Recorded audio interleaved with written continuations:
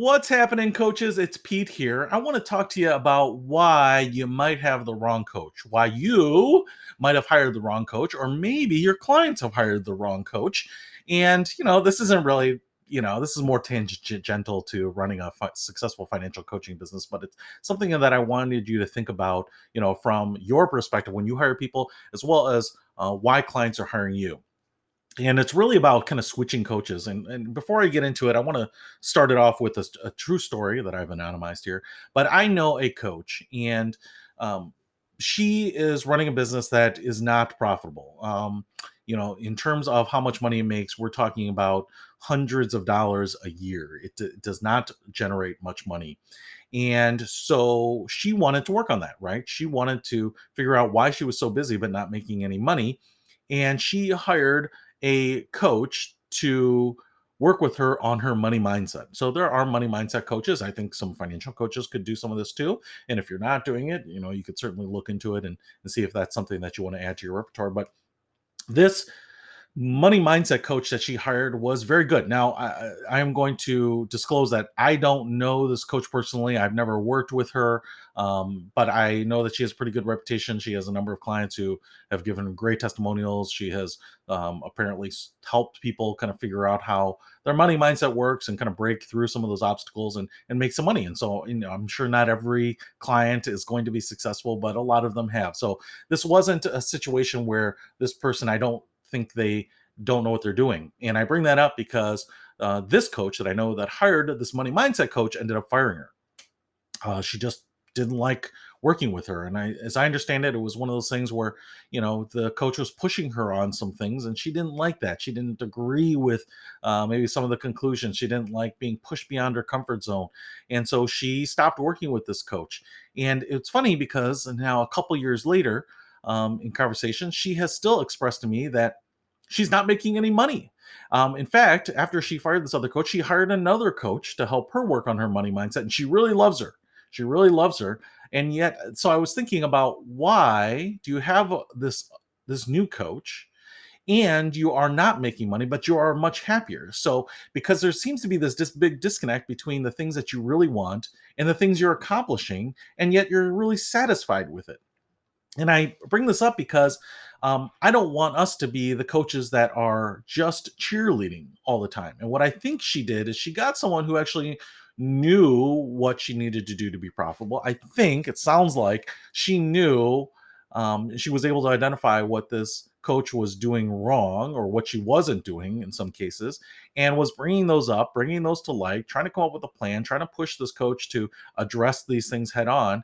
And the coach didn't like it, and what she ended up doing was hiring another coach who probably now was told, hey, I got rid of this other coach. And so she's taking a much softer tact. And I don't know that she's making progress. She's getting billables on it.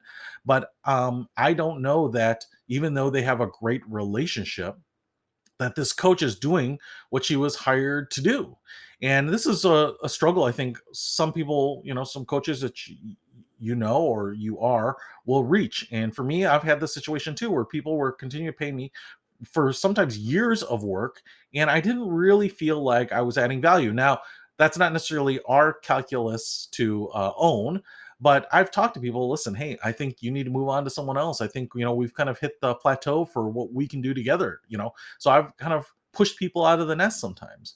But what I think we all have a tendency to do is try to get within our comfort zone. It's not easy to expand the things we're comfortable with. Sometimes it's by force. Sometimes we have no choice but to take on something that we've never done before. And then again, it's going to be easier that second time around. But for a lot of us, it's easier to stay within our own wheelhouse and stay comfortable, and stay comfortable with the practices and processes that we already know. And what I would say is that firing her original coach, hiring the second coach, was probably a wrong move. Now, I want to say that there is a balance between challenging people and still inspiring them, right? We can obviously challenge people and turn them off in such a way that they don't want to work with us again. And I would say, does that benefit people? And it might be the right thing, because sometimes maybe people have to be challenged enough and maybe disappointed enough with us to fire us, in order to catalyze real change later. And what I mean by that is sometimes I've worked with people and I've said, listen, you can't keep pushing off the retirement question. You're running out of time. You're running out of uh, earning potential, those types of things. And they didn't like that. They'll handle it later. They'll deal with it after their kids get out of college, or after their kids get out of rehab, or after they buy a second home, or whatever it might be. And sometimes I need to push them on that. And if they don't like it and they want to fire me, that's fine. And if they go to another professional and they back me up on it, maybe it'll sink in. So what I don't need to do is necessarily collect that money, and just keep reminding them of it in a way that is going to be so soft they never do anything about it. Sometimes they need to hear from a second party. Sometimes they need that second opinion. Sometimes they need the third opinion. Sometimes they won't recognize it many times over until someone that they really respect says the same thing, right? So whatever it is, sometimes they need to move on from us in order to make progress, right? Or in order for that to compound in effect and get into their psyche.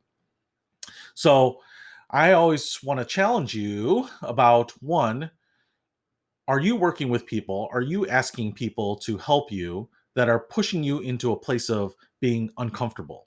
And if that's the case, are you trying to recoil from it, or are you kind of gritting your teeth, bearing, and kind of pushing through? Because I know we try to convince our clients to do that, but sometimes I think as practitioners, we don't do it often enough, right? We don't try to take on a sales role and really learn and immerse ourselves in what it takes to be a good salesperson. Sometimes we don't want to try a new financial tactic or strategy because all the pieces of our financial life are already together and we don't want to change it. And yet then we go into these conversations with people and we say, hey, I know you've been doing something for your entire life.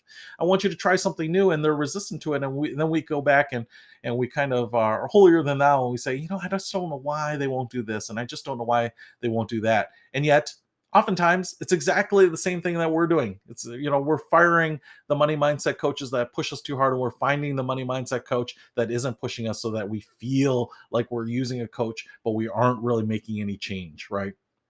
So basically, what I want to say here is that there is a balance between being a cheerleader and a challenger, right?